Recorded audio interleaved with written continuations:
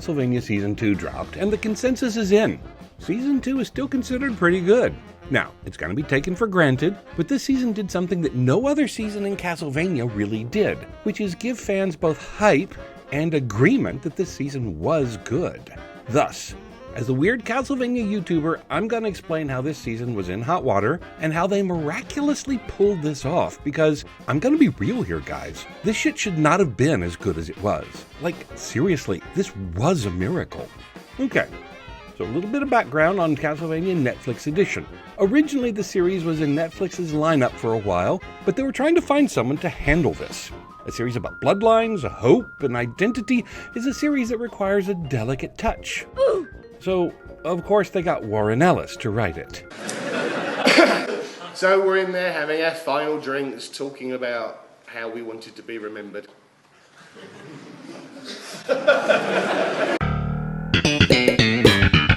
Warren Ellis is noted for his contribution in comics and is known to be very deconstructionist, very into cyberpunk, and very British. Of the stag weekend, and there's a shop, a hotel and a pub.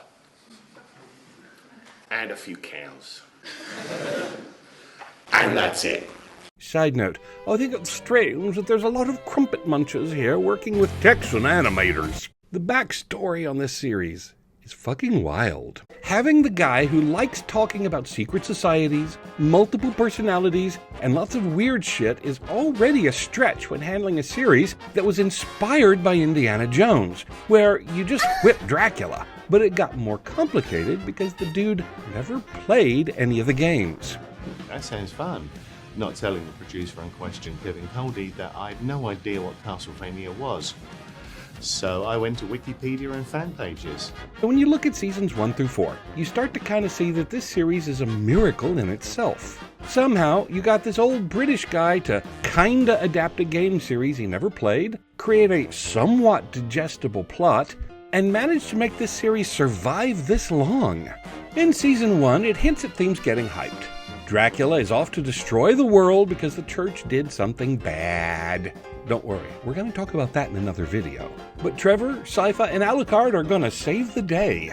Okay, you think you've got yourself a good plot that can span for a few seasons, but then Dracula dies in the second season. Oh my god, bro. Oh, hell no, man. What the fuck? So then you get season 3 with tackling a power vacuum since, Dracula's spending his time being dead, hence the Dracula cult. And finally, in season 4, you get Death wanting to bring back Dracula, and secret societies, and you're seeing my point. Overall, the series was alright.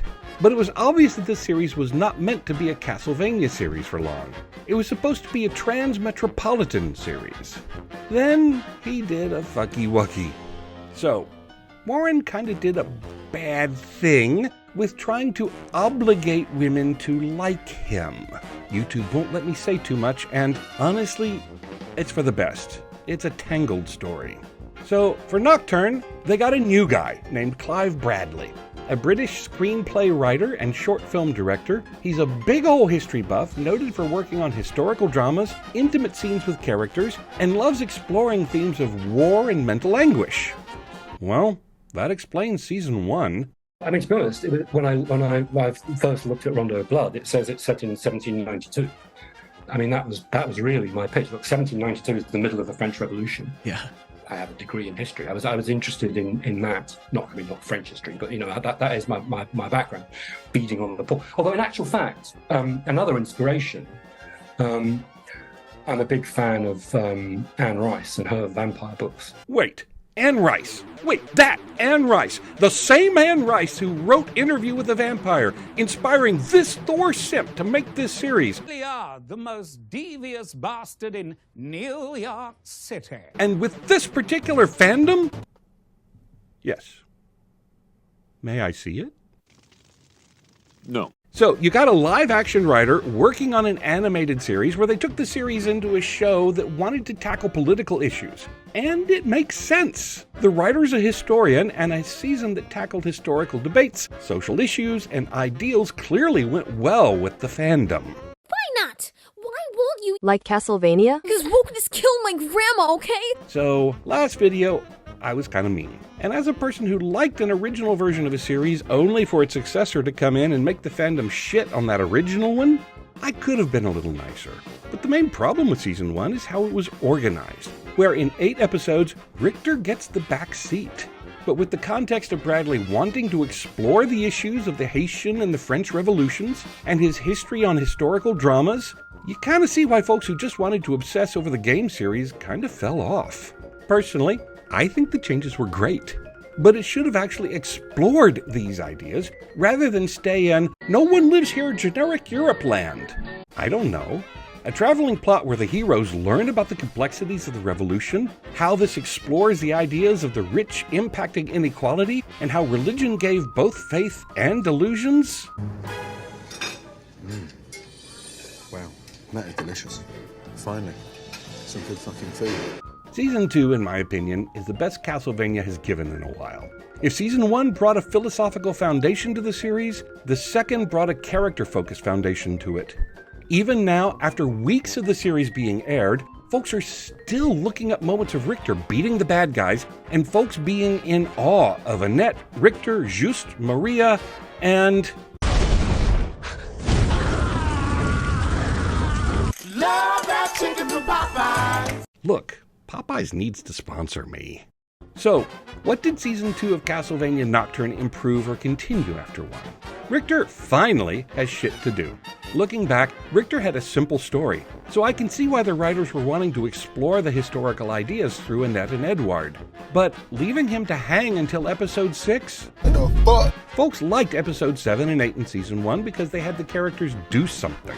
Most notably Richter, with him fighting monsters and trying to defend poor, stupid Maria. In Season 2, right out of the gate, they give him a goal that actually works best with him. A treasure hunt plot where he builds a relationship with a person who embodies his family's legacy, grows closer with his love interest, and showcases his fighting moves was needed. As I said before, Castlevania was inspired by Indiana Jones, where you have a rugged guy go on traveling adventures, learning history, and having hot girls help him. Sometimes. Lady only here cause she humping director. So, to put Richter in that dynamic is honestly the better move. Funny enough, I wished they gave Richter more history to explore so we can see where his thoughts are. But, fuck it, he threw hands. This is what Castlevania fans really came here for. Alright, now, Annette. Still pretty good. Like I said, I wish Richter explored more history, but Annette being the history vehicle for Season 2 makes more sense. The only real characters in the past that had a similar role like hers were Sypha and Isaac. And while Isaac explored slavery and Sypha kinda explored what assholes the folks of the church could be, the 15th century didn't feel like a distinct time frame from, shit, anywhere else. So, having the history lore-based character be the character who connects with literal gods, see them, and be a literal medium between the ancient days and 18th century France makes a lot of sense with her character. And her being a lot nicer to Richter helps as well. Season 1 kinda had her be a little cranky pants, but then again, so was everyone else in Season 1. Everyone was kind of an asshole, but giving them more time to be intimate and do fights together is honestly refreshing and was a great build-up from their relationship in Season 1. Overall, 10 out of 10. Maria was interesting. In Season 1, she was kind of just there for the plot to make the heroes lose in the finale. But now, in Season 2, we actually explore her as a real child. Season 1 Maria was a pretentious 12-year-old. Now in Season 2, we get to see her as a hurt and vulnerable one. And Edgelord Maria is best Maria. I like that we made all the plot lines from Mosh Cool be a driver for Maria's character. Meaning, all the fun adventure stuff was open for Richter, but all the sad and depressing threads were left for Maria to stew over. That is great, and I love it. My only gripe is that she's essentially the only character that doesn't get any real resolution at the end. But at the same time, I kinda like it that way. She's mourning her mom, she just barbecued her dad, like a real Texan, and feels conflicted with vampires. Honestly, I'd rather the story end here because everyone else's is resolved. 8 out of 10, go to a burning priest near you.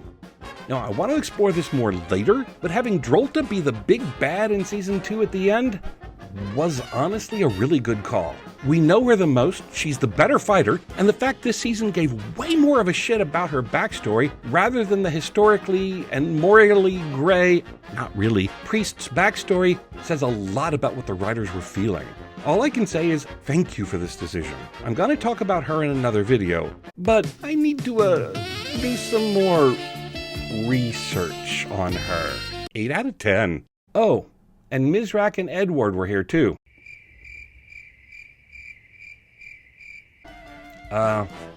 Mizrak's ending was alright. Edward wanting to start a revolution within the night creatures, it existed. Points to them for extending the revolution theme, but there was so much more they could have done. So, 6 out of 10? Yeah, as much as I praise Season 2, it was kind of rushed. If Season 1 didn't give Richter enough screen time while giving it to all the rest of the characters, Season 2 did the reverse. Richter feels pretty fleshed out because he wasn't a complicated character to begin with. While the whole political and intellectual ideas in Season 1, the ones explored with Mizrak and Edward, yeah, they kind of get short shrift. So in this, if you ain't Richter, or ain't simple like Just, or super sage like Maria, you kind of got the boot.